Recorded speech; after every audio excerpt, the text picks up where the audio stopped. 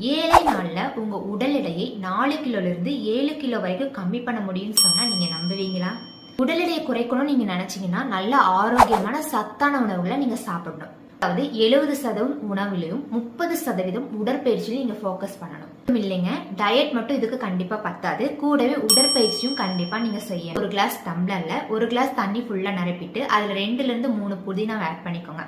அதுக்கப்புறம் ஒரு spoon சோம்பும் add பண்ணி அதை நைட் ஃபுல்லா ஊற வச்சுக்கோங்க. காலையில எந்திரிச்சுன்னா இந்த வாட்டரை மட்டும் நீங்க குடிச்சுக்கோங்க. காலை உணவா சுரைக்காய் தோசை வந்து நீங்க எடுத்துக்கலாம், ஆட் பண்ணிக்கலாம். அது உங்களுக்கு பத்தல அப்படின்னா 1/2 கப் தயிரும் அது கூட ஒரு ஆப்பிளும் அந்த மாதிரி சாப்பிட்டுக்கலாம். மதிய உணவா நீங்க 2 சப்பாத்தி சாப்பிட்டுக்கலாம். அது கோதுமை சப்பாத்தி தான் சாப்பிடணும்.